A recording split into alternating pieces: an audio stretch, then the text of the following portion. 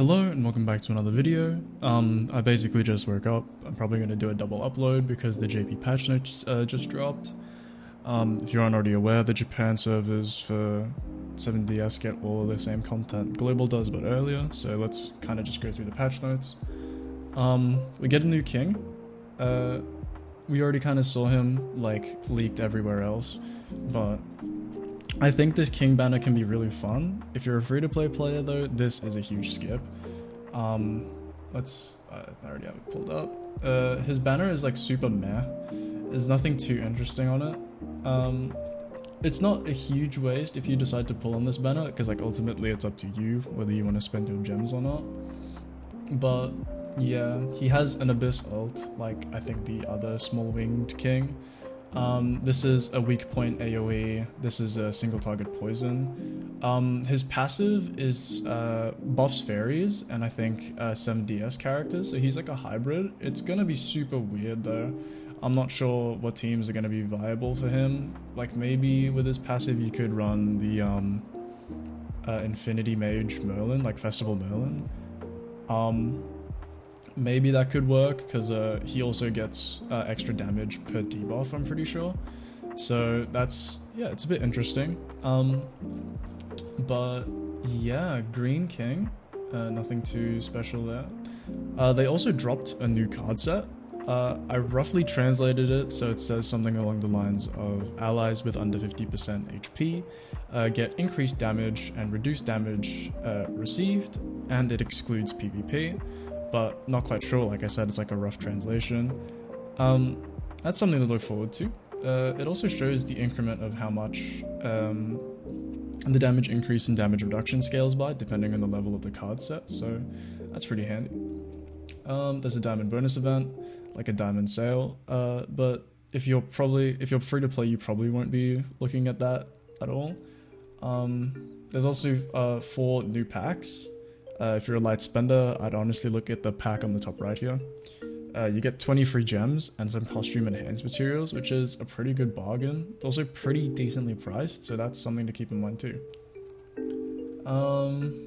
They also improved some annihilation battles, which I'm pretty sure are the death matches, like the boss battles. So maybe it's like you can't get spammed as soon as you log into the game with like invites and stuff, just kind of some convenience stuff. Special Valentine's Day event, you get 42 gems. You get 3 gems every day for 2 weeks, so make sure you guys log in and claim those. I also didn't play this game around Valentine's last year, so I don't know if this is a rerun or if this is something new, but they've got this dropping. They've got like a full like side quest story dropping. You get a bunch of free gems during this Valentine's Day, which is pretty good. You guys kind of want to save this for the anniversary banner. Yeah, you guys get a bunch of free stuff, so definitely looking forward to this anniversary banner. I think this is not banner, anniversary event. I'm pretty sure this is dropping sometime next week or on Valentine's Day. Yeah, so there's got this mini game going on. Gonna go for the Gotha one. Need these mats. Escanor next. For engraving materials. How to craft the food. And yeah, that's basically it. This is just like the event missions. You get a new tavern as well. That's another thing to look forward to. I'm not sure what these buffs are. Can translate them super quickly here. Give me 1 second. Okay, so it says the top one here gives you bonus friendship coins.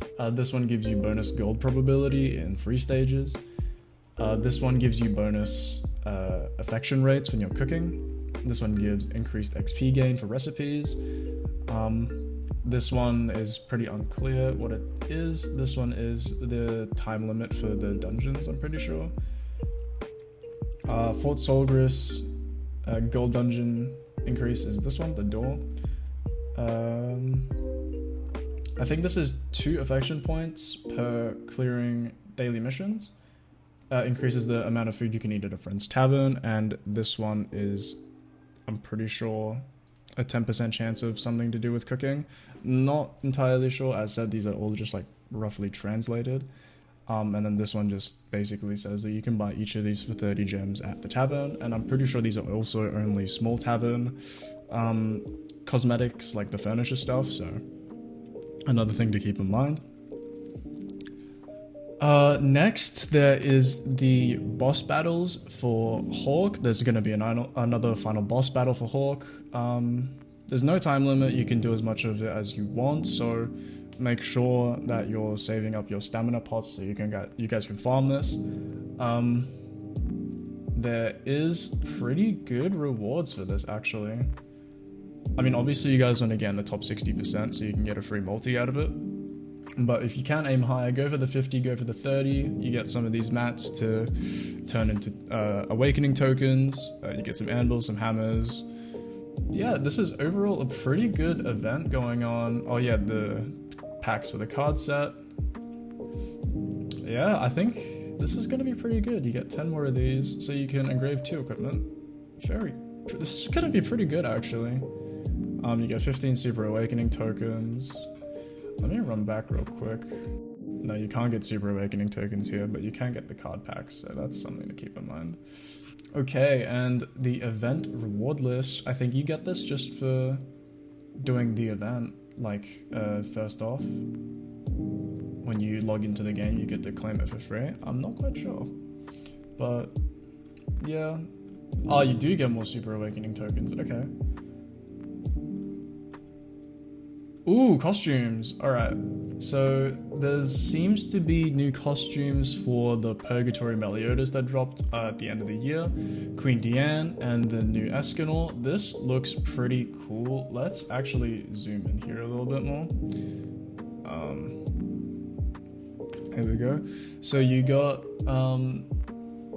this Queen Diane, like Queen of Hearts Diane, it looks like. I think they went for like an Alice in Wonderland scheme for Valentine's Day. It's quite cool. They've got rerunning costumes for Sariel and Brynhild. And I'm pretty sure these are all going to be 30 gems. So